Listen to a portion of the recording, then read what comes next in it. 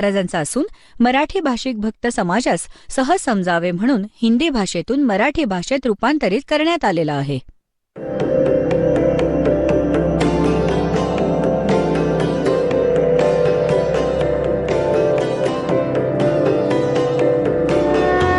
और ज्ञान सब ज्ञानडी कबीर ज्ञान सो ज्ञान और जैसे घोड़ा तोब कायम करता चले मैदान. जगद्गुरु तत्वदर्शी संत रामपालजी महाराजांचे अमृत वचन सर्व पवित्र धर्मांच्या व पवित्र शास्त्रांच्या आधारावर. हा आहे उलटा लटकलेला संसार रूपी वृक्ष. ऊर्ध्वमूलम अधशाखम अश्वत्थम प्राहु अव्ययम छंदांसी यस्य पर्णानी. पर्णानी म्हणजे पानं. छंदांसी यस्य पर्णानी यत्तमवेद स वेदवित. ही पहा श्रीमद भगवत गीता, गीता प्रेस गोरखपूरहून प्रकाशित आहे. जयदयाळ गोयंदका याचे अनुवादक आहेत. अध्याय नंबर 15चा हा पंचदशोध्याय 15वा अध्याय आहे आणि पहिला मंत्र आहे ऊर्ध्वमूलम. हा पहिला मंत्र आहे. ऊर्ध्वमूलम अधशाखम अश्वत्थम प्राहु अव्ययम छंदांसी यस्य पर्णानी यः तमवेद सह वेदवित. वेद म्हणजे जाणणे पण होते. वेद हे चारही वेदांचे पण बोधक आहे. ऊर्ध्वम म्हणजे वरती, मूलम म्हणजे मूळ आणि अध म्हणजे खाली, शाखा. अश्वत्थम प्राहु अव्ययम हे संसाररूपी पिंपळाचं झाड अविनाशी म्हटलं गेलं आहे. छंदांचे म्हणजे याचे सर्व विभाग. छंद याची पानं, पर्णानी याची पानं, हे जे आहेत ते पाने, त्याचे असे विभाग आहेत.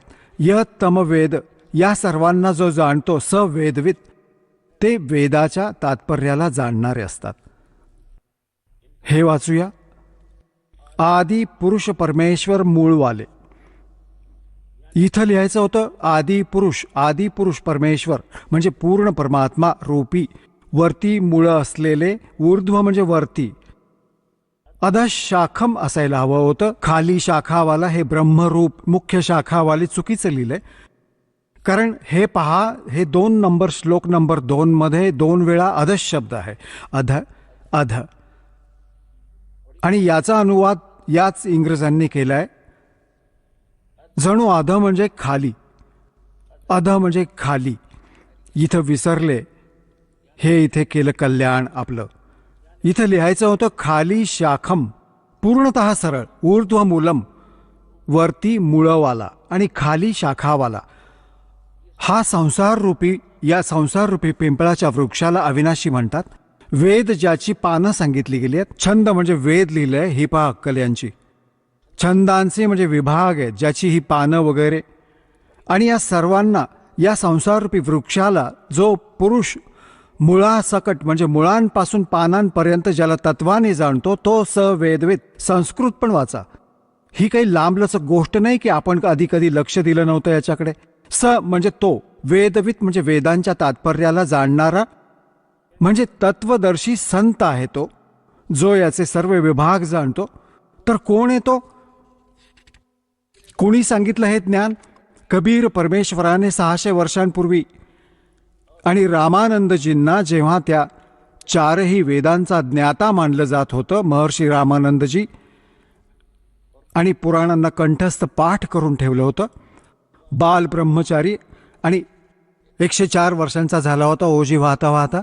जेव्हा परमात्मा भेटले होते आणि सतलोक दाखवून परत सोडलं होतं आपल्या स्थितीला, परिचित करून तेव्हा सांगितलं होतं, तुम साहेब तुम संत हो, तुम सतगुरु तुम हंस, गरीब दास तेरे रूप बिना और न दूजा अंश. तुम्ही साहेब, तुम्ही संत आहात. तुम्ही साहेब म्हणजे परमात्मा आहात आणि तुम्हीच वास्तवात जे तुमच्यात गुण आहेत, एक संत, तुम्हीच ते संत आहात आणि तुम्हीच सद्गुरू आहात. सतगुरू म्हणजे सत्य ज्ञान देणारा.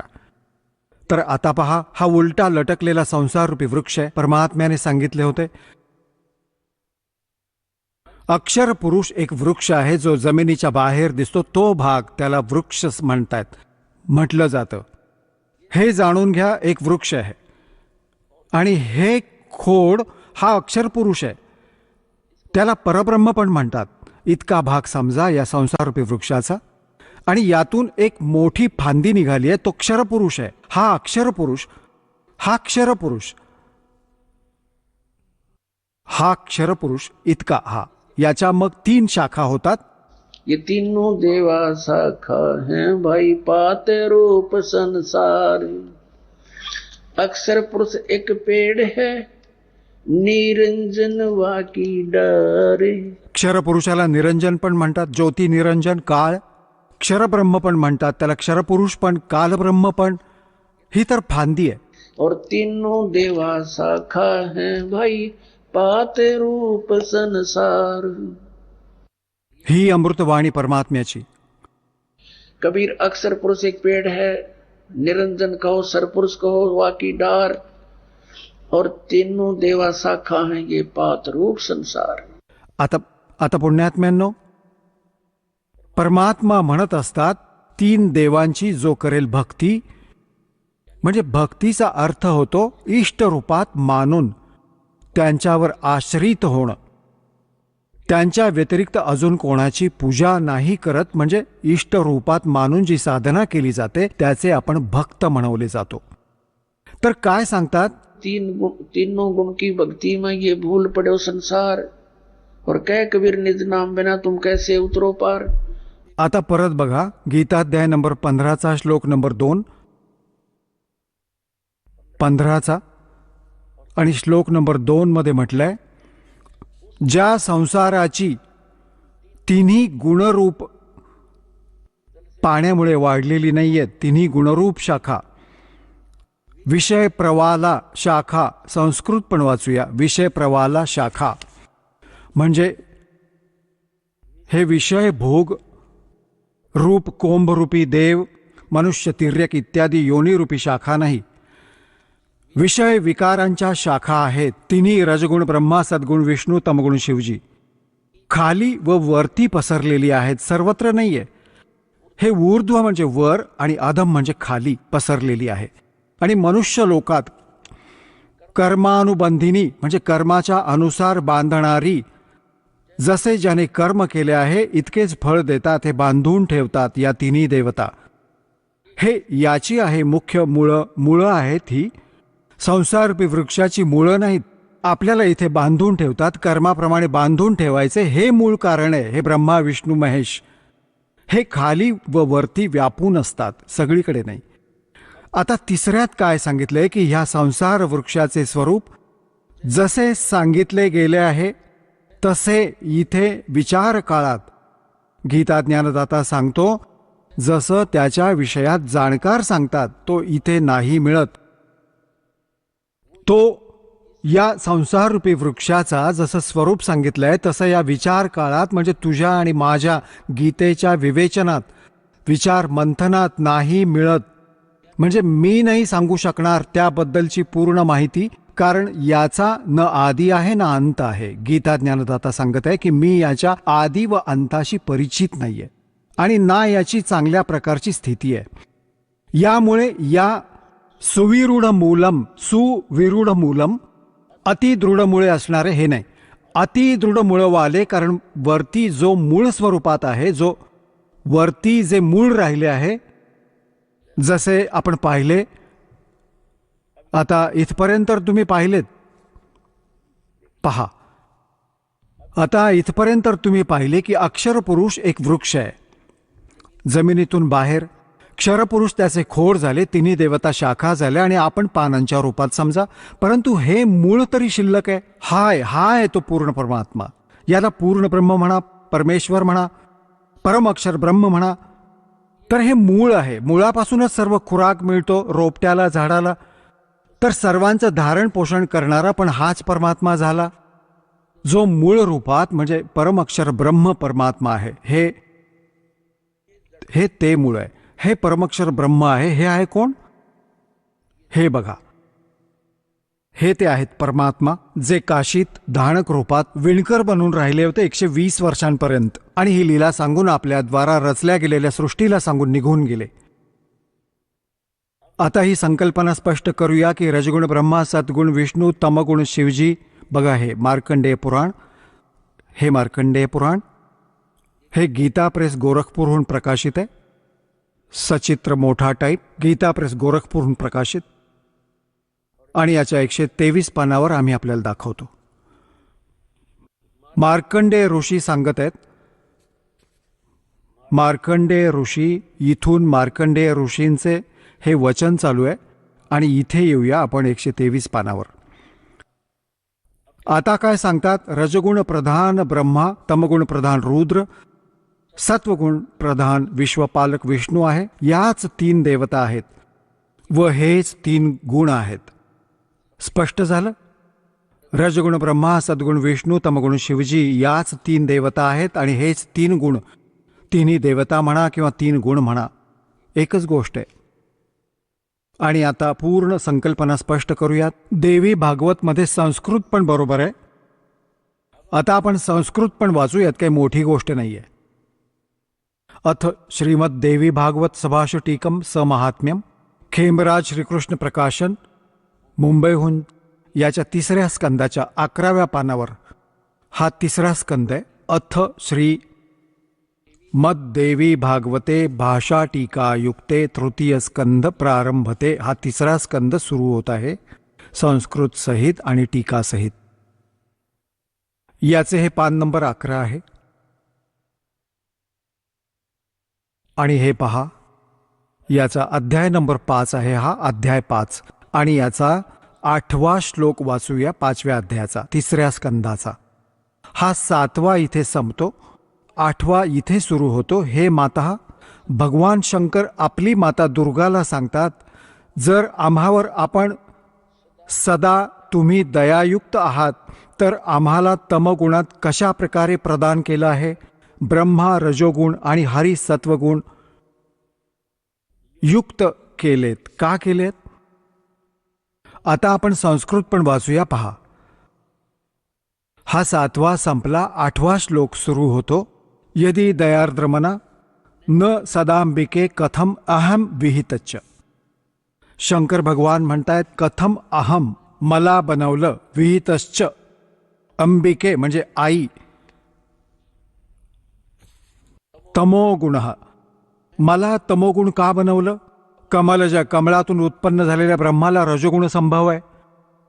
रजोगुण का उत्पन्न केलं? आणि सुवितः किंवा सत्वगुण हरी, आणि सत्वगुणी विष्णूजीला सत्वगुणी का बनवलं? इति सिद्धम, इति सिद्धम रजगुण ब्रह्मा, सत्वगुण विष्णू, तमगुण शिवजी. आता या श्रीमद भगवद्गीता अध्याय नंबर 15च्या श्लोक नंबर, आता एक तर आपण वाचला, समजून पण घेतला. वरती मूळवाला ऊर्ध्वमूलम अधशाखम, ऊर्ध्वमूलम अधशाखम, हे पहिलीच्या वर्गातल्या प्रमाणे होईल तुमच्यासाठी. काही दिवसांनी बघा, ऊर्ध्व म्हणजे वर मूळ, मूळ आहे, खोड आहे. समजा वरती मूळवाला, खाली शाखावाला. हा संसार रूपी पिंपळाचा एक अविनाशी वृक्ष म्हटला गेलाय. छंदांसी यस्य पर्णानी, याचे हे विभाग आहेत, पाने वगैरे सर्व विभाग आहेत. तम वेद, या तमवेद, या म्हणजे जो, तम म्हणजे त्याला, अज्ञानाच्या अंधकारात लपलेल्या जाणत आहे. सवेदवी, तो तत्वदर्शी संत आहे. यांनी तरी आडकाठी टाकून ठेवले, आदिपुरुष परमेश्वर रूप मूळवाले, हे तरी इथपर्यंत ठीक लिहिलंय. ब्रह्मरूप मुख्य शाखावाले, यांची बुद्धी तर इथेच भरकटली आहे, उलटी सुलटी. आणि परत म्हटले, संसार रूपी पिंपळाच्या झाडाला अविनाशी म्हणतात. वेद ज्याची पानं म्हटली गेली आहेत. आणि त्या संसार रूपी वृक्षाला जो पुरुष मुळापासून, म्हणजे मुळापासून जाणतो, मुळापासून पानापर्यंत जाणतो, तत्वाने जाणतो, स वेदवित, तो आहे वेदांच्या तात्पर्याला जाणणारा. आता पहा, आता या संसाररूपी वृक्षाचं काय सांगितलंय की त्या संसाररूपी वृक्षाची 3 गुणरूपी, तिन्ही गुणरूपी, हा अनुवाद चुकीचा केलाय. विषय प्रवाला शाखा, विषय विकारांची ही शाखा, रजगुण ब्रह्मा, सत्वगुण विष्णू, तमगुण शिवजी, 3 गुण रजगुण ब्रह्मा, सत्वगुण विष्णू, तमगुण शिवजी रूपी शाखा खाली व वरती पसरल्या आहेत.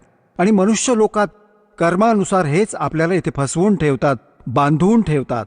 हे खाली आणि वर व्याप्त आहेत. आणि परत सांगितलंय तिसऱ्यात, या संसाररूपी वृक्षाचे स्वरूप जसं सांगितलंय, जसं इथे विचार काळात म्हणजेच तुझ्या व माझ्या गीताजीच्या चर्चेमध्ये नाही मिळत. मी नाही सांगू शकत तुला, याचा आदी आणि अंत मला माहीत नाही, आणि नाही याची चांगल्या प्रकारची स्थिती आहे. यासाठी या सुविरूढ मूल म्हणजे अतिदृढ मूळवाला, कारण ते वरती परमात्म्याचे जे वरती क्षेत्र आणि भगवान तो तर अविनाशी आहे, स्वतः अतिदृढ आहे. आणि संसार रूपी पिंपळाच्या झाडाला दृढ यांनी काय म्हटलंय, असंग शस्त्रेण छित्वा. याचा अर्थ होतो वैराग्यरूप शस्त्राद्वारे नाही, तत्वज्ञान रूपी शस्त्राद्वारे कापून. म्हणजे त्या तत्वज्ञान रूपी, त्या तत्वज्ञानाने समजून त्यानंतर हा चौथा श्लोक इथे अनुवाद आहे याचा. त्यानंतर परमपदरूप परमेश्वराला चांगल्या रीतीने शोधलं पाहिजे. जिथे गेलेले पुरुष परतून कधी परतून संसारात नाही येत, आणि ज्या परमेश्वराकडून या पुरातन संसार वृक्षाची प्रवृत्ती विस्ताराला प्राप्त झाली आहे, त्याच आदी पुरुष नारायणाला मी शरण आहे. अशा प्रकारे दृढनिश्चय करून त्या परमेश्वराचे मनन आणि निधिध्यासन केलं पाहिजे. प्रपद्य म्हणजे त्याची पूजा केली पाहिजे, निधिध्यास नाही. प्रपद्य म्हणजे पूजा.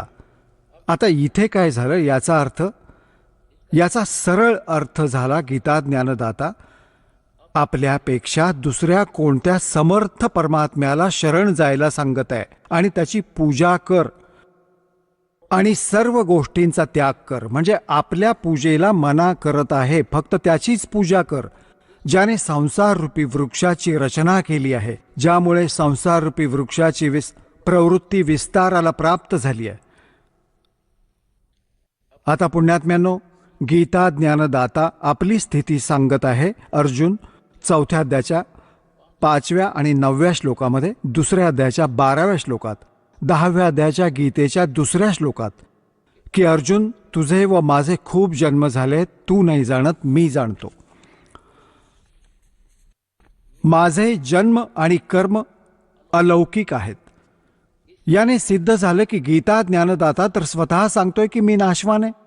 तर या नाशवानाची भक्ती करून तो त्या स्थानाला कसं प्राप्त करणार जिथे गेल्यानंतर परतून संसारात नाही येत. तर याने सिद्ध झालं की गीता ज्ञानदात्यापेक्षा कोणी अन्य परमात्मा आहे, आणि त्याची साधना केल्यानेच हा जन्म आणि मृत्यूचा दीर्घ रोग जाईल. आणि जोपर्यंत हा जन्म आणि मृत्यूचा रोग नाही जाणार तोपर्यंत आपण सुखी नाही होऊ शकत.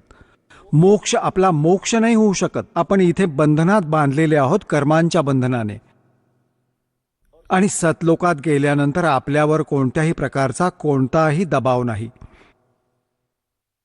आता पुण्यात्म्यांनो, जसं हे अन्य संत सांगतात की परमात्मा तिथे निराकार आहे, सतलोकात प्रकाशच प्रकाश आहे. परत आपण काय दिवे लावणार, त्या प्रकाशात जाऊन काय करणार बाबा?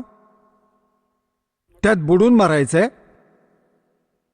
तिथे एखाद्या माथेफिरूने म्हटलं की तिथे थेंब थेंब फिरत आहे प्रकाशात आत्मे, जसे तिथे मजा करतात. थेंबांनी काय मजा येणार सांगा? मासा फिरतो पाण्यात, धक्के खात असतो. आता तिथे जशी ही सृष्टी आहे अशीच्या अशी आहे तिथे, परंतु त्याचे साहित्य नाशवान नाहीये. शरीर जे आहे प्रत्येक नरनारीचे अमर शरीर आहे, युवा शरीर आहे, कधी वृद्ध नाही होत, कोणता आजार नाही, कसली कमतरता नाही. आता इथे काय करतो आपण? ज्याच्याकडे थोडेसे पैसे जमा झाले, मुलांना लागली सुट्टी, मग धक्के खायला जातो आपण सिमला आणि कुलू आणि मनालीमध्ये सैरसपाटा करायला. आणि तिथे किती दिवस राहतो? 5-4 दिवसानंतर खिसा रिकामा झाल्यावर परत इथे येऊन पूर्ण दिवस त्याच उकाड्यात परत राहतो. तर आपण हे सैरसपाटे ना तिथे करूया सतलोकात. कित्येक ना कोणतं काम करायचं, ना मृत्यू होणार, म्हातारी वृद्ध अवस्था येणार, ना रागद्वेष, पूर्णतः नाममात्र पण नाही राहत. आणि पुण्यात्म्यांनो, इथे तर नाही माहीत किती चांगला माणूस दिसतो आणि कोणतं संकट उभं करेल एका मिनिटात घरावर. परिवारातील सदस्य असं कोणी कोणता खटला करेल, कोणी दुसरा पैसे घेऊन नाही देणार परत, धक्काबुक्की, हाणामारी, खटले, लढणे. तर तिथे असं काही नाहीये. आणि पुण्यात्म्यांनो, इथे पहा, आपण म्हातारे होऊ नये आणि मृत्यू येऊ नये, भले कितीही दुःख येऊ दे, कोणताच प्रॉब्लेम नाहीये, कारण पूर्णतः सवयीच्या अधीन झालोय त्याच्याबरोबर खेचाखेची करत राहण्याची. तर तिथे कोणतंही दुःख पण नाही, तर तिथली आवड निर्माण होईल तुम्हाला. इथे तर मृत्यू येणारच आहे, तर तुम्ही पदराला गाठ बांधून ठेवा. तुम्ही नासमज असलं तर हे होणारच होणार आहे, हे समजलंच आहे, हे सगळ्यांना माहिती आहे. आणि परत इथे ज्या घर आणि बंगला, मुले आणि मुलींना, या गाड्यांना तुम्ही तुमचे मानत असाल, हे तुमचे कुठे आहेत? मृत्यू होताच आहे तर संपणार तुमच्यापासून. मग यांची आशा का ठेवायची? कारण इथे या ज्ञानाने तुमची आशा दूर होईल आणि इथे खऱ्याच्या आधाराने दूर होईल. इथून यात कोणतीच आस्था नाही राहणार. इथे किती सुखाने राहतात तुम्हाला माहीत होईल. हे ठिकाण ठीक नाही, तर मग का नाही आवड? मग इथून आशा दूर होईल तेव्हा तिथे लागेल. और जहां आशा ता वासा हुई, मन कर्म वचन सुमरियो सोई. तर त्यात आवड बनेल तुमची. यांना इथे कितीही गोष्टी सांगू द्या, तिथे जाऊन लीन होतो. लीन कोण होऊ इच्छितो? या काय सांगायच्या गोष्टी आहेत? तर परमात्म्याने येऊन ते ज्ञान दिलं आणि डोळ्यांनी पाहिलं. त्या महापुरुषांनी सांगितलं ज्यांनी परमात्म्याला पाहिलंय. आणि तिथून परत येऊन सांगितलं की परंतु त्यांनी असं सांकेतिक भाषेत लिहिलं आहे, ते जनसाधारणाला समजू नाही शकत. त्यासाठी शिक्षकाची आवश्यकता असल्याचं सांगून गेलेत कबीर भगवान साहेब. कि गुरु बिन माला फेरते, गुरु बिन देते दाने, गुरु बिन दोनों निष्फल हैं, चाहे पूछो वेद पुराण. गुरु बिन वेद पढ़े जो प्राणी, समझे न सार रहे अज्ञानी. गुरु बिन काहू न पाया ज्ञाना, ज्यों थो था बुस छड़े मूड किसाना.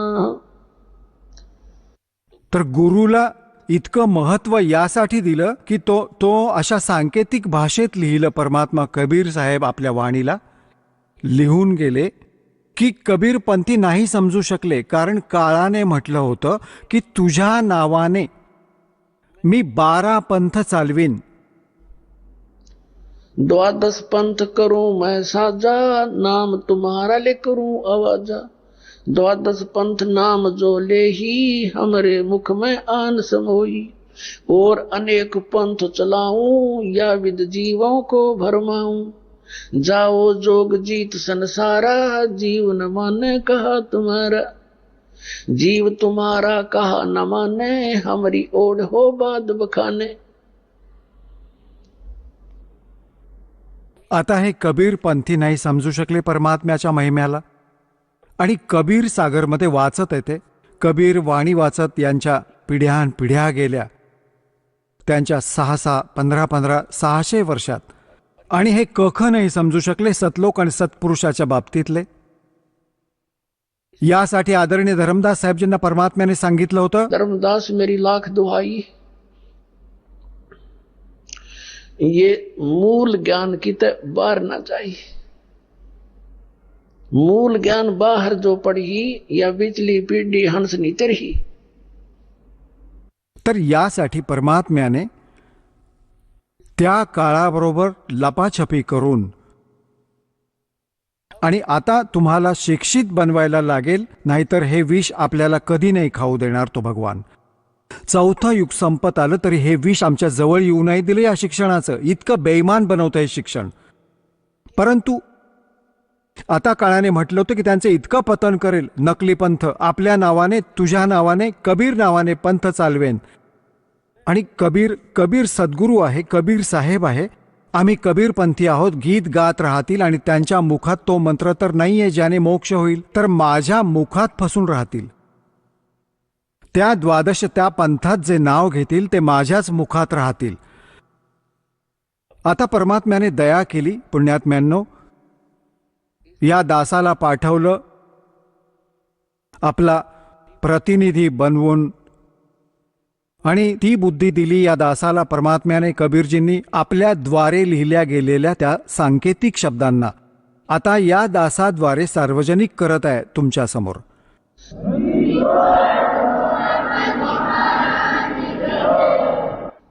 तर पुण्यात्म्यांनो, हे कबीरपंथी नाही समजू शकले आणि हे राधास्वामी, धनधन सद्गुरू, जय गुरुदेववाले, हे शिवदयालजींपासून निघालेले, हे सच्चा सौदा शिरसावाले, जगमालवाले, हे त्याच काळाच्या चालवलेल्या पंथातील एक आहे.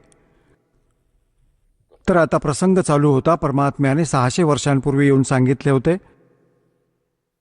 आणि धर्मदासजींना सांगितले होते की एकदा माझी या काळाबरोबर वार्ता झाली होती. त्याने सांगितले होते की कलियुगामध्ये असे करीन या प्राण्यांना, हे भक्तियोग्य नाही राहणार. तर परमात्म्याने तुम्हाला पहिल्यांदा चांगलं शिक्षण दिलं. त्यांना माहीत होतं हे बिघडणार खूप. आपण बिघडलो पण खूप, कारण की चांगला हुद्दा असेल, चांगली कार बंगला असेल, रामाची आवश्यकताच नाही समजत होत आपण. आणि उद्या गाढव बनून कुंभार 2.5 मणाचा बोजा लादेल तेव्हा समजेल. तर ते ज्ञान नाही आपल्याला, ते ज्ञान या ज्ञानानेच होईल, या तत्वज्ञानाने होईल. तर पुण्यात्म्यांनो, आता आपल्याला तो मोक्ष प्राप्त करायचा आहे जिथे गेल्यानंतर परत परतून आपण संसारात येत नाही. तर तो कोण आहे? तो परमअक्षर ब्रह्म आहे. तो सत्पुरुष, अमर पुरुष आहे. गीता अध्याय नंबर 7 श्लोक नंबर 29 मध्ये गीता ज्ञानदात्याने सांगितलंय की अर्जुन, जे मी तुला ज्ञान सांगितलंय की तत्वदर्शी संताचा शोध घे, मग तो तत्वदर्शी संत तुला त्या परमात्म तत्वाचं ज्ञान सांगेल. तो तत्वज्ञान सांगेल तुला. त्या तत्वज्ञानाला समजल्यानंतर त्यात लिहिलंय 7व्या अध्यायाच्या 29व्या श्लोकात सांगितलंय की जरा मरण मोक्षाय यतंती ते जो माम आश्रिते, म्हणजे माझ्याद्वारे दिल्या गेलेल्या या ज्ञानाला जो आश्रय बनवून तत्वदर्शी संताचा शोध करतात, आणि जो फक्त इथे जरा म्हणजे म्हातारपण, वृद्धावस्थेचं दुःख, मरण म्हणजे मृत्यू, जरा आणि मरणातून सुटण्यासाठी जे प्रयत्न करतात आणि जगातल्या कोणत्याही वस्तूची जे मागणी नाही करत, ते तत्व ब्रह्मविदू, ब्रह्मतत्वविदू, आणि त्या परमात्मा तद्ब्रह्मला जाणतात. आणि अखिलमच अध्यात्म,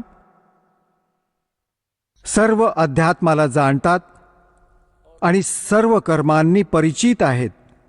इथल्या सगळ्या कर्मांनी आणि पूर्ण अध्यात्म मार्गाने ते लोक परिचित आहेत, जे फक्त जरा आणि मरणातून मोक्षासाठीच प्रयत्न करत आहेत. 8व्या अध्यायाच्या 1ल्या श्लोकात गीता ज्ञानदात्याला अर्जुनाने विचारले, किम तद्ब्रह्म?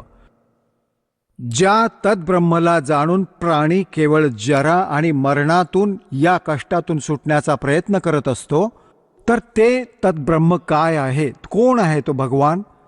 गीता ज्ञानदात्याने गीता अध्याय नंबर 8 श्लोक नंबर 3 मध्ये उत्तर दिले, तो परमाक्षर ब्रह्म आहे. बघा, अध्याय नंबर 7 श्लोक नंबर 29, हा 29 नंबर आहे. यात म्हटलंय की जरा मरण मोक्षाय माम आश्रित्य यतंती यह माम आश्रितः, माझ्या या ज्ञानाचा आश्रय करून की तत्वदर्शी संताचा शोध घे.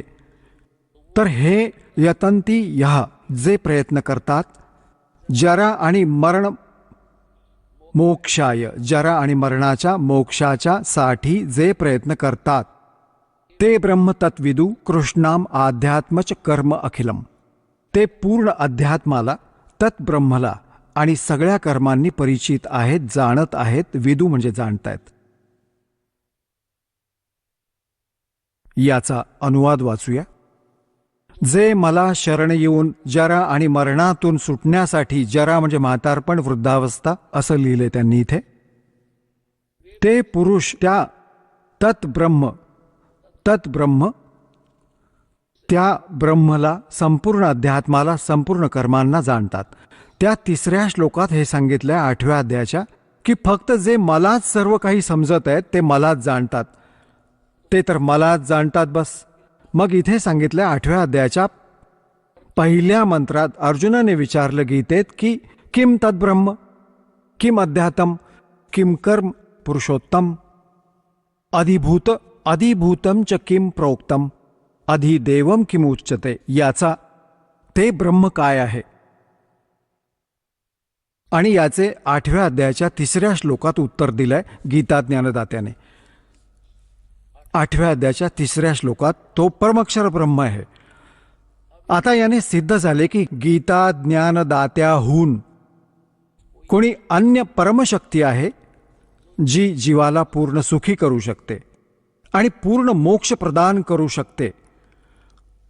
आता इथे गीता अध्याय नंबर 8च्या श्लोक नंबर 5 व 7 मध्ये गीता ज्ञानदात्याने सांगितलं आहे की माझी भक्ती कर, मलाच प्राप्त होशील. आणि 8व्या अध्यायाच्या 8, 9, 10 या 3 मंत्रात म्हटलंय की त्या परमेश्वर, जर तू साधना करशील त्याच्या भक्तीच्या कमाईच्या ताकदीने, योगाच्या ताकदीने, भक्तीच्या शक्तीच्या ताकदीने तू त्याला प्राप्त होशील. 8व्या अध्यायाच्या 13व्या श्लोकात गीता ज्ञानदाता आपल्या साधनेचा मंत्र सांगतात. ओम इति एकाक्षरम ब्रह्म व्याहरण माम अनुस्मरण य प्रयाती त्यजन देहम स याती परमाम गतिम. मज ब्रह्मचा केवळ एक ओम मंत्र आहे आणि जो याचं अंतिम श्वासापर्यंत स्मरण करतो, त्याचं शेवटच्या श्वासापर्यंत स्मरण करत सोडून जातो, तो ओमने मिळणाऱ्या परमगतीला प्राप्त होतो. ओमने मिळणारी परमगती कोणती आहे? ब्रह्मलोक. 8व्या अध्यायाच्या 16व्या श्लोकात सांगितलंय की ब्रह्मलोकपर्यंत, ब्रह्मलोकात गेलेले प्राणी मग परत जन्म मृत्यूमध्ये येतात. तर याने पण पूर्ण मोक्ष नाही झाला, जन्म मृत्यूचा दीर्घ आजार संपला नाही. मग 17व्या अध्यायाच्या 23व्या श्लोकात गीता ज्ञानदात्याने सांगितलंय त्या परमक्षर ब्रह्मला प्राप्त करण्याचा ओम तत्सत इति निर्देशः ब्रह्मणः त्रिविधः स्मृतः. ब्रह्मण म्हणजे सच्चिदानंद घन ब्रह्म. बघा 17व्या अध्यायाचा 23वा श्लोक दाखवतो. अध्याय नंबर 17 आणि श्रीमद भगवत गीता हा 23वा श्लोक. ओम तत्सत इति निर्देशः ब्रह्मणः त्रिविधः स्मृतः ब्राह्मणः तेन वेदाच यज्ञाच विहितः पुरा. याला स्पष्ट केले ओमचे ओम, तत् तत् सत सत, ओम तत्सत असे. हे 3 प्रकारचे ब्रह्मणे म्हणजे सच्चिदानंद घनब्रह्मचे नाव म्हटले आहे. ब्रह्मणे म्हणजे सच्चिदानंद घनब्रह्म करतात म्हणजे परमक्षर ब्रह्म समजा, याला परमक्षर ब्रह्मचे नाव आहे. आता आपण परत येऊ, परत 8व्या अध्यायाच्या अध्याय नंबर 8 वरच परत येऊया. हे बघा 13व्या श्लोकावर हे पहा. 8व्या अध्याय, 8वा अध्याय गीताजीचा आणि हा 13वा श्लोक इथे आहे, 13वा. आता आपण संस्कृत पण वाचण्यायोग्य झालोत असं काही नाहीये. देवनागरी लिपी आहे ती. ओम इति एकाक्षरम ब्रह्म व्याहरण माम अनुस्मरण य प्रयाती त्यजन देहम स याती परमाम गतिम. आता हा गीता ज्ञानदाता सांगतो की माम ब्रह्म, मज ब्रह्मचा ओम इति, ओम हे एकाक्षरम, एक अक्षर आहे, नथिंग एल्स. व्याहरण अनुस्मरण म्हणजे उच्चारण करून स्मरण करत करत. य याती त्यजन देहम, य प्रयाती त्यजन देहम, जो शरीर सोडून जातो, याचे श्वास स्मरण करत करत य याती परमाम गतिम, तो परमगतीला प्राप्त होतो. इथून चालू होते ओम ओम. जो पुरुष आहे ओम, या एका अक्षर ब्रह्मचे उच्चारण करत करत आणि त्याच्या अर्थस्वरूप मज निर्गुण ब्रह्मचे चिंतन करत करत शरीराचा त्याग करून जातो, तो पुरुष परमगतीला प्राप्त होतो. ओमने होणारी परमगती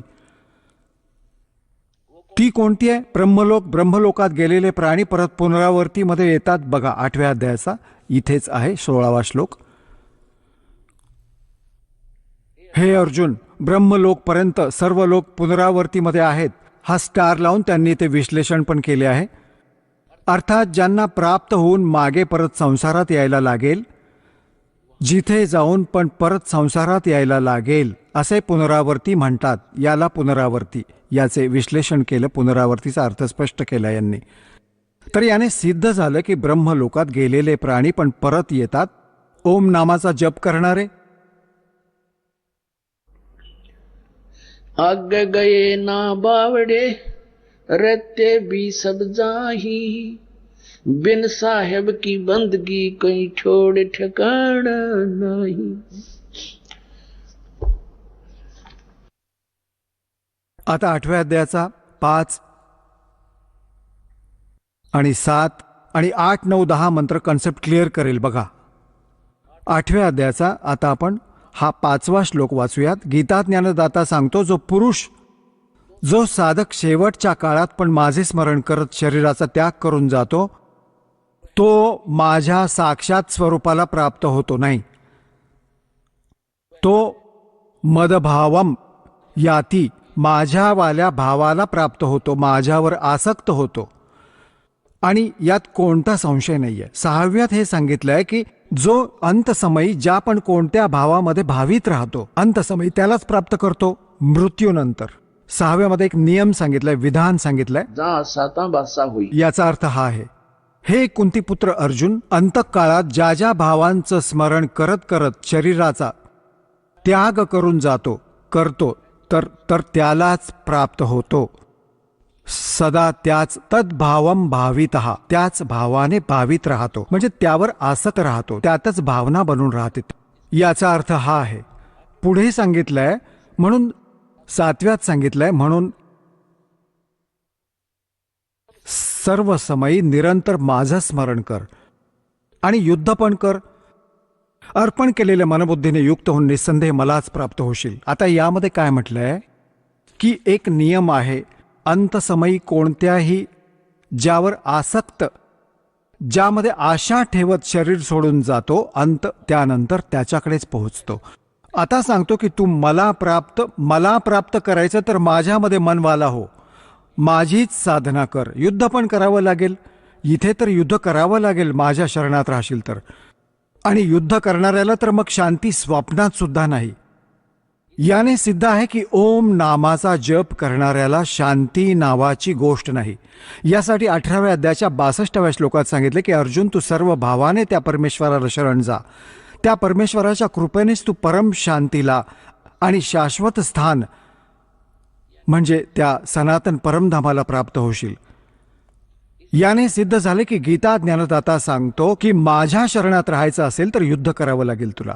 आता तू विचार कर, जिथे युद्ध करायचं आहे तिथे शांती नावाची गोष्ट नाहीये, आणि हे ओमने शांती शोधतायत आणि म्हणतात की ओम शांती. झाली शांती? स्वप्नात पण नाही मिळणार. आता गीताजी अध्याय नंबर 8च्या आपण 5, 6, 7 वाचले. 8, 9, 10 मध्ये त्या परमक्षर ब्रह्मची महिमा सांगितली. पहा अध्याय नंबर 8चा, हे श्रीमद भगवत गीता. हे 7 पर्यंत वाचलं आपण, आता 8वा वाचूया. इथे याचा अनुवाद आहे.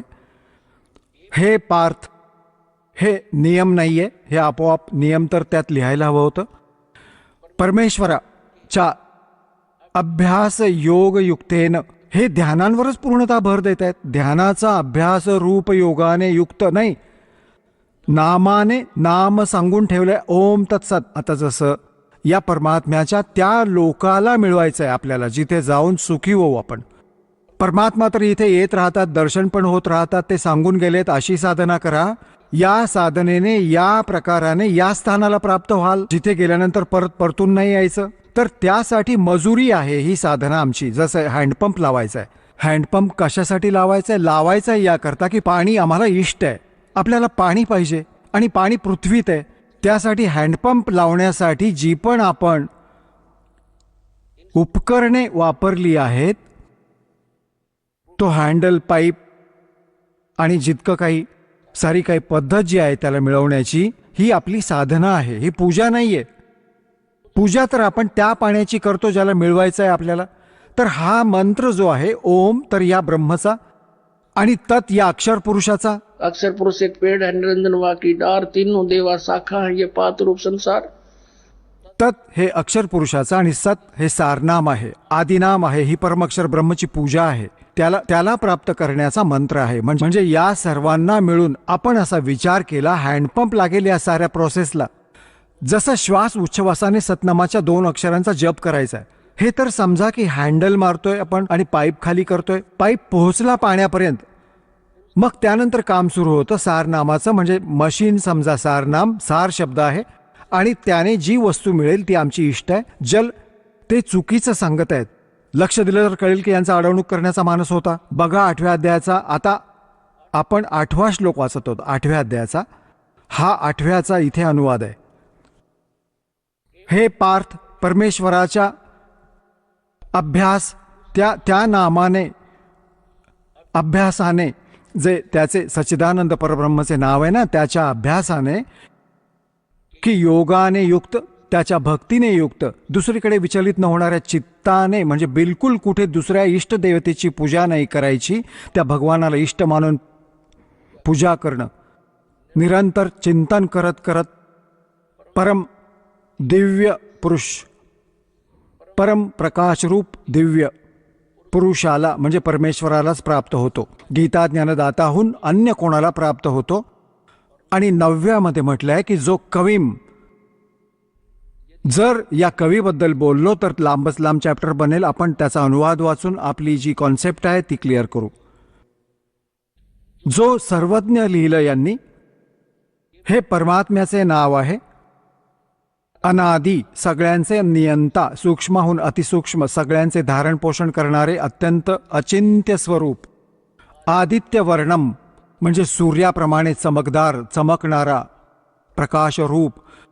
आता सूर्य प्रकाशरूप तर निराकार कसा झाला? सूर्य साकार आहे तो परमात्मा, परंतु शरीर तेजोमय आहे. तमस्सहा म्हणजे अविद्येच्या अतिपलीकडे सच्चिदानंद घन परमेश्वराचं स्मरण करत 8-9 वाचले आपण. 8व्या अध्यायाचा 10व्यावर आलो आपण. करत करत तो भक्तियुक्त पुरुष अंतकाळात योग बलेन, म्हणजे भक्तीच्या शक्तीने, योग म्हणजे भक्ती, जी साधना आपण केली आहे त्या भक्तीच्या शक्तीने भ्रुकुटीच्या मध्ये प्राणांना चांगल्या प्रकारे स्थापित करून परत निश्चल मनाने स्मरण करत करत त्या दिव्य परमपुरुष, दिव्यरूप परमपुरुष परमात्म्यालाच प्राप्त होतो. त्या परमात्म्याला परम अक्षर ब्रह्मला प्राप्त होतो. आता पुण्यात्म्यांनो, याच संदर्भात परमात्म्याने म्हटलंय कि गुण तीनों की भक्ति में ये भूल पड़ो संसारी. कहे कबीर निज नाम बिना कैसे उतरो पारे. आता आपण भक्त आहात कारण की तुम्ही दुधाने पोळलेले आहात आणि आता लस्सीला पण फुंकण्याचा प्रयत्न करत आहात. अनेक भक्त सांगतात, एक भक्त आला श्रद्धाळू आणि त्याच्याबरोबर 4-5 शिष्य पण, ते शिष्य घेऊन येत होते त्याला, आणि तो संत होता. त्या शिष्यांना समजलं, त्यांना कळलं की गुरुजी पण बनतील पशु. त्याला सांगून समजावून आणलं की बघ, आम्हाला तर हवेत भगवान, तुम्ही पण परमात्म्यासाठी प्रयत्न करत आहात आणि आम्हाला पण हेच सांगू इच्छिता, परमात्म्याची भक्ती करा. आज आम्ही जे ज्ञान ऐकलं एक, तुम्ही त्याचा निर्णय करा आणि चला, तुम्ही पण चला. आणि बघा, इथे आले आहेत, त्यांनी ज्ञान ऐकलं, समजलं. आता शिष्यांच्या म्हणण्याने त्याला मानावं लागलं, नाम घेतलं. आता बघा, उलटी गंगा वाहवतील परमात्मा. आता गुरूंना शिष्य पार करवतील, त्यांची समजूत घालून आणतील. बिनकामाची ओझी वाहता आपली कर्म बिघडवणारी कल्याण करवून घ्या जाऊन. तो तर चतुर माणूस होता, कर्म खूप बिघडले होते त्याचे, अभिमान शिल्लक होता. नाम घेऊन गेला, पहिला मंत्र घेऊन गेला. मग काय म्हणतो शिष्यांच्या समोर किंवा भेटताना, 4 इकडे उभे 4 तिकडे उभे. म्हणू लागले एकीकडे तर आपण सांगता माझी एक प्रार्थना आहे, ऐकवा. हा बाबा ऐक. एक तर सांगता याची पूजा नाही करायची आणि हे मंत्र तोच देतात. बघ भावा बघ. सांगा बाबा आता त्या 1 मिनिटात काय समजावणार. कारण त्याला तर हे हवं होतं की शिष्य तर मला चिकटून राहावेत, त्यांच्या कल्याणाशी त्याला काही देणं घेणं नव्हतं. अज्ञानी माणूस होता तो. आता पुण्यात्म्यांनो ही भक्ती देत नाही आम्ही त्यांची. आता जसे आपण विदेशात गेलेलो आहोत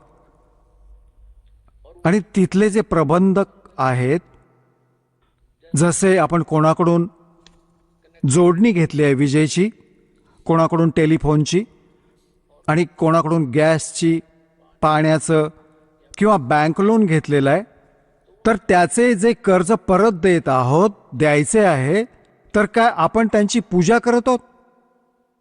ते तर तुमचे एक एक माणुसकीच्या नात्याने परमकर्तव्य बनत आहेत. त्याचा टॅक्स द्यायचा, विजेचं बिल भरायचं, कारण ते आपली जोडणी चालू ठेवतील. हे काय त्यांची पूजा थोडीच करतात, उपकार थोडीच करतो आपण त्यांच्यावर. आपण पैसे देतो आणि त्यांच्याकडून घेत आहोत, ते काय उपकार करतात आपल्यावर. तर इतकी समज राहिली, अभिमान सुटत नाही प्राण्याचा. तर हा मुद्दा स्पष्ट करू पाहतोय दास की आपण यांची पूजा नाही करत.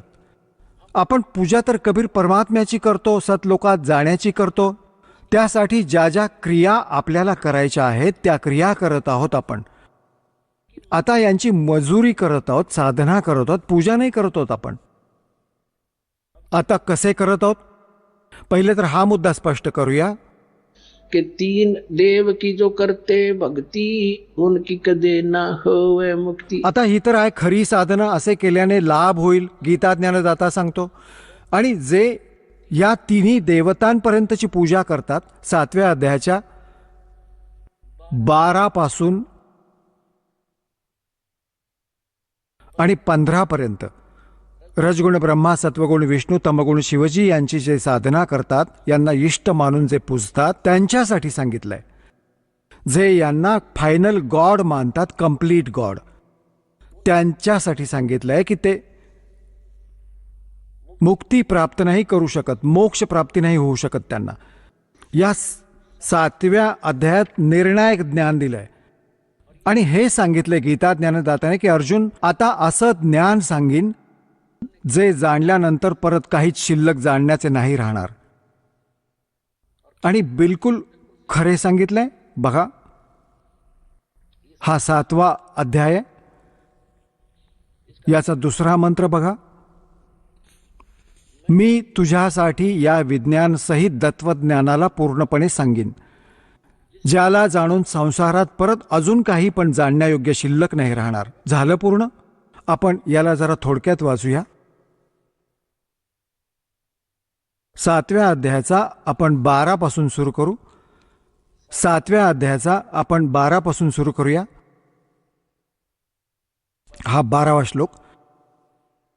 आणि अजूनही जे सद्गुणांपासून उत्पन्न होणारे भाव आहेत, रजोगुणाने तसेच तमोगुणाने उत्पन्न होणारे भाव आहेत, त्या सगळ्यांना माझ्याकडूनच होणारे आहेत असे जाण, परंतु वास्तवामध्ये त्यांच्यात मी व माझ्यात ते नाहीत. आता हे एवढ्यातच सिद्ध झालं तुम्हाला की रजगुण ब्रह्मा आहेत, सद्गुण विष्णू, तमगुण शिवजी. तर या 3 गुणांनी काय होतं रजगुण ब्रह्माच्या तबावाने, याच्या प्रभावाने, रजगुणाच्या प्रभावाने आपण संतान उत्पत्ती करतो.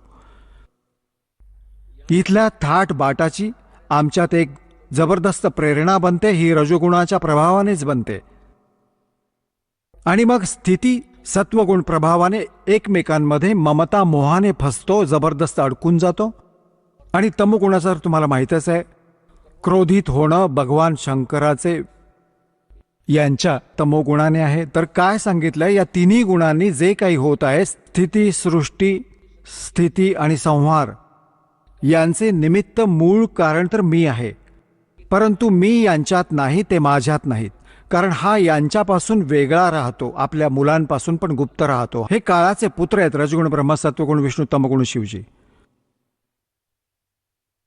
तर हा काय सांगत आहे पुढे बघा. 7व्या अध्यायाचा 13वा श्लोक वाचू, 12वा आपण वाचला.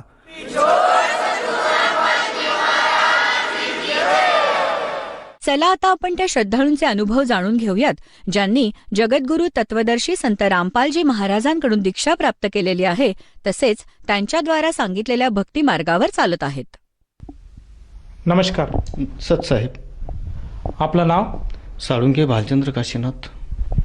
आपण कुठून आलात? मी राहणार बुधगावचा आहे, बुधगाव तालुका, चोपडा, जिल्हा जळगाव. आपला व्यवसाय काय आहे? माझी शेती हा व्यवसाय आहे, काही पंक्चरचे दुकान आहे, मोटरसायकल पंक्चर वगैरे. संत रामपालजी महाराजांची गुरुदीक्षा आपण कधी घेतली? संत रामपालजी महाराज यांची गुरुदीक्षा मी 5/4/2018. संत रामपालजी महाराजांची गुरुदीक्षा घेण्या अगोदर आपण व आपला परिवार कोणती भक्तिसाधना करत होतात? संत रामपालजी महाराजांची गुरुदीक्षेच्या पहिले आम्ही परंपरेप्रमाणे शंकरजी, हनुमान, जे रूढी परंपरे कुळदेवता वगैरे राहता त्यांची पूजा करत होतो. आणि पूजा करत करत करत करत एवढी वर्ष होऊन गेली तरी ती अजून तो जोपर्यंत नामदीक्षा येत नव्हतं तोपर्यंत त्यांचीच पूजा चालू होती आमची. सर, जसं आपण सांगत आहात की आपण परंपरेनुसार जी भक्तिसाधना आहे तीच भक्तिविधी आपण करत होतात, मग संत रामपालजी महाराजांच्या शरणात आपण का आलेत आणि कशी आपण संत रामपालजी महाराजांची दीक्षा घेतली? सर, मी संत रामपालजी महाराजांच्या शरणेमध्ये असा आलो, मला परमेश्वराने मोठं दुःख दिलेलं होतं. ते दुःख असं होतं की मी त्याला सायन्ससुद्धा काही करू शकत नव्हता. म्हणजे मला डोळे असून सुद्धा मी पाहू शकत नव्हता. डोळे फक्त मला म्हणजे असे लागले म्हणजे मी त्यांना उघडू शकत नव्हता. डोळे लागले म्हणजे 4-5 वर्ष माझे डोळे असे बंदच राहिलेले होते, मी पाहू शकत नव्हता. दिवसातून 2, 4, 5 मिनिट डोळे उघडले म्हणजे मला आनंद वाटायचा की आपल्याला काहीतरी दिसायला भेटतं असं वाटायचं. त्यानंतर मी खूप दवाखाने वगैरे केले. सर्व म्हणजे महाराष्ट्रात जेवढे दवाखाने असतील तेवढे उलथून पालथून म्हणजे पार केले तरी मला गुण लागत नव्हता. आणि सर्व देवी देवतांची भक्ती करून मी दमलो होतो. आणि अजून जे काही पीर वगैरे सर्व जे काही लोक घेऊन जातात तिथे मला घेऊन जात होते सर्व देवदेवतांवर. मी कानाशीच्या देवळावर कमीत कमी 5 वर्ष येडझाऱ्या केलेल्या आहेत. साईबाबाची भक्ती मी कमीत कमी 21 गुरुवार काय उपवास केलेले आहेत. त्यानंतर मी नवनाथांची भक्ती केलेली आहे. मी पूर्णपणे दमून गेला होता. शेवटी मला दवाखान्यातून फिरून सर्व देवी देवतांची पूजा वगैरे सर्व करून सुद्धा मी खाट्यावर पडलेला होता. मला अक्षरशः म्हणजे आत्महत्या करावी असं वाटत होतं. तर मग माझ्याकडे एक भगतजी भेटले. भगतजी म्हणे सत्साधना कार्यक्रम चालतो बुवा, टी व्हीवर पाहत जा. मग मी तो कार्यक्रम ऐकत होतो, मला दिसतच नव्हतं. तर मी तो कार्यक्रम ऐकल्यानंतर तर मला असं वाटायचं की मी त्या लोकांचे अनुभव पाहिले. मी इथं लोक कुठलेही आजार असले, कॅन्सर असू द्या, एड्स असू द्या, सर्व लोक बरे होतात, तर मी का नाही बरा होणार? मला एक विश्वास झाला. म्हणून मी संत रामपालजी महाराज यांची दीक्षा घेतली. आणि दीक्षा घेतल्यानंतर मला हळूहळू म्हणजे माझे डोळे म्हणजे घुगड्या राहायचे प्रमाण वाढलं लागलं. वाढल्यानंतर मग मी व्यवस्थित पाहू लागलो. मी 70-80% बरा झालो. सर, जसं आपण सांगत आहात की आपण डोळ्यांच्या आजाराने ग्रस्त होतात, आपल्याला दिसत नव्हतं, आपण डोळे उघडे करू शकत नव्हतात, डोळ्यांचे उघडझाप करू शकत नव्हतात. म्हणून आपण केवळ आपल्या सहकार्याने आपल्याला सांगितले की संत रामपालजी महाराजांच्या शरणात आल्यानंतर आपल्याला बरेचसे लाभ होतात आणि आपली दृष्टीसुद्धा येऊ शकेल. त्या अनुषंगाने आपण फक्त सत्संग ऐकला, कारण आपल्याला दिसत नव्हतं, आणि मनामध्ये संकल्प घेऊन संत रामपालजी महाराजांची नामदीक्षा घेतली. तर मला असं विचारायचं आहे, जेव्हा आपण संत रामपालजी महाराजांची नामदीक्षा घेतली त्यानंतर आजच्या घडीला आपल्याला व आपल्या परिवाराला त्या नामदीक्षेमुळे किंवा त्या सत्साधनेमुळे काय काय लाभ प्राप्त झालेत? सर, मला आर्थिक लाभ प्राप्त झालेले आहेत, शारीरिक लाभ प्राप्त झालेले आहे. आणि अजून म्हणजे मी मोठ्या अपघातापासून वाचलेला आहे. माझ्या मोठा अपघात झालेला होता. 3 मार्च 2019 या रोजी मी मोटरसायकलवर 2 बंधू जात होतो आम्ही. मागून एका क्रुझरनं आमच्या गाडीला धडक दिली. धडक दिल्यानंतर आमची गाडी उलट असे 3-4 हे मारले, त्यांनी उडी मारले. नंतर दोघं चाक वरती झाले. आम्ही जोराने पडलो, पण परमात्माने आमच्यावर एवढी दया केली की असं हातावर धरून घेतलं, म्हणजे आम्हाला कुठेही लागू दिलेलं नाही. एवढं म्हणजे परमेश्वरानं त्या संकटातून, आपल्या त्या मृत्यूपासून आम्हाला वाचवलेलं आहे. आणि अजून म्हणजे दुसरा लाभ मी सांगतो तुम्हाला. मुलगा, आम्ही घरी नव्हतो, मुलगाला म्हणजे एक असा शॉक लागलेला होता की आम्हाला समजलं नाही. ते नंतर मुलाला शॉक लागल्यानंतर त्यानेच आम्हाला सांगितलं की बाबा मला जोराचा शॉक लागला. म्हणजे परमेश्वरानं म्हटले, जिसके सर पर कृपा गुरु की वो दुःख कैसे पाएगा, म्हणून परमेश्वराने तिथे सुद्धा मुलाला वाचवलं. म्हणजे आम्हाला दुःख दिसूच दिलेलं नाही. डोळ्यांचं मी गणपती नेत्रालय म्हणून मोठं नेत्रालय जालन्याला, तिथून मला उपचार झालेला. म्हणजे दोन तीन वेळेस उपचार केला त्यांनी. त्या 20-20 हजाराचे इंजेक्शन द्यायचे, पण त्याचा काही उपयोग व्हायचा नाही. अजून मी धुळ्याला डॉक्टर निखिल शाह यांचे मेंदूरोग तज्ज्ञ आहेत, त्यांच्याकडे गेलो. त्यांनी असं सांगितलं होतं मला, तुम्ही जरी इथे गेले, अमेरिकेला गेले तरी तुम्हाला दृष्टी येऊ शकणार नाही, असं त्यांनी स्पष्ट सांगितलं होतं. तर मी शेवटी अजून दुसऱ्या डॉक्टरांचा उपचार घेतला. डॉक्टर खान म्हणून, मुकराम खान म्हणून आहे, त्यांचेसुद्धा मी 6 महिने इलाज चालू केला माझ्यावर, तरी माझे त्या म्हणजे एवढा फरक पडलेला नव्हता. मी डॉक्टर प्रवीण साळुंके यांचीसुद्धा ट्रीटमेंट घेतली आहे धुळ्याची, तरी बी काही उपयोग झाला नव्हता. शेवटी अंथरुणावर पडलेला होता. मग परमेश्वराने मला हे नेत्र जे दिले आहेत, हे संत श्री रामपालजी महाराज यांनी दिलेले आहेत, असं मी स्पष्ट म्हणजे 101% त्यांचे गुण मला लागलेलं हे मी सांगू शकतो. सर, जसं तुम्ही सांगत आहात की आपली जी दृष्टी आहे ती पूर्णतः गेली होती, आपल्या डोळ्यांची उघडझाप होत नव्हती, त्यासाठी आपण बरेचसे दवाखाने केलेत, आणि आपण आता सांगत आहात की एवढे दवाखाने करूनसुद्धा आपल्याला ती दृष्टी मिळत नव्हती, आपल्याला दिसायला अशक्य होतं. परंतु केवळ संत रामपालजी महाराजांच्या नामदीक्षेमुळे आणि त्यांच्यामुळेच आपली ही दृष्टी परत आली, हे आपण कसं काय सांगू शकता? हे म्हणजे सांगायचं कारण असं आहे की संत रामपालजी महाराज यांची भक्ती सद्भक्ती आहे, बरं का. सद्भक्ती असल्यानंतर तिथे नामोपदेशमध्ये एवढी शक्ती आहे की ऑटोमॅटिक म्हणजे माणूस चांगला होऊ शकतो, ही शक्ती त्या मंत्रांमध्ये दिलेली आहे, म्हणून मी चांगला झालेला आहे. सर, जसं तुम्ही सांगत आहात की संत रामपालजी महाराजांच्या भक्तिविधीमुळे आज आपली नेत्रदृष्टी प्राप्त झाली, आपल्याला पूर्ववत आपण पाहू शकत आहात. तर ह्या अनुषंगाने जे आपले आप्तेष्ट आहेत, जे नातलग आहेत, तसेच जो भगत समाज आहे, जो श्रोतावर्ग आज आपल्याला टी व्हीवर बघत आहेत, त्यांना आपण काय संदेश द्याल? मी काही संदेश देऊ शकत नाही, पण मी एवढे प्रार्थना करू शकतो त्यांना की बाबा तुम्ही जगद्गुरू संत श्री रामपालजी यांची दीक्षा घ्या आणि आपलं कल्याण करून घ्या. सर, जर कोणी साधकाला किंवा भगत समाजाला आज संत रामपालजी महाराजांची गुरुदीक्षा घ्यावीशी वाटत असेल, तर तो साधक संत रामपालजी महाराजांची नामदीक्षा किंवा गुरुमंत्र कसा घेऊ शकेल? सर, विविध चॅनल टी व्हीवर चालत असतात. संत रामपालजी महाराज यांचे विविध कार्यक्रम, सत्संग हे चालू असतात. तिथे खाली नंबर दिलेले असतात, त्या नंबरवर आपण कॉल करू शकता आणि संपर्क साधून आपण नामदीक्षा घेऊ शकता. सर, जसं तुम्ही सांगत आहात की आजच्या घडीला विविध चॅनल्सवर संत रामपालजी महाराजांचे प्रवचन किंवा सत्संग दाखवले जातात, आणि तिथे काही पट्टी चालते, त्या पट्टीमध्ये काही मोबाईल नंबर्स दिलेले असतात, आणि एखादा व्यक्ती त्या मोबाईल नंबरवर संपर्क साधून जवळच्या नामदान केंद्राचा पत्ता मिळवून तिथे जाऊन नामदीक्षा घेऊ शकेल. परंतु मला असं विचारायचं आहे, जर त्या व्यक्तीला ती नामदीक्षा घ्यायची असेल तर त्या व्यक्तीला ती नामदीक्षा घेण्यासाठी किती पैसे त्यासाठी त्याला मोजावे लागतील? सर, त्यासाठी 1 रुपयासुद्धा खर्च नाही आहे. परमात्म्याने हे सर्व फुकटात केलेलं आहे, कुठे 1 रुपया द्यावा लागत नाही. धन्यवाद. सतसाहेब.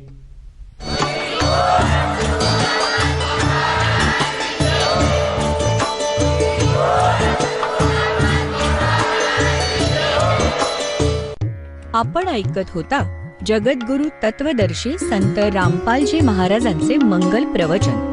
निःशुल्क नामदीक्षा प्राप्त करण्यासाठी आणि अधिक माहितीसाठी संपर्क करा 7030303951 7030303952. आमची वेबसाईट आहे www.jagadgururampalji.org.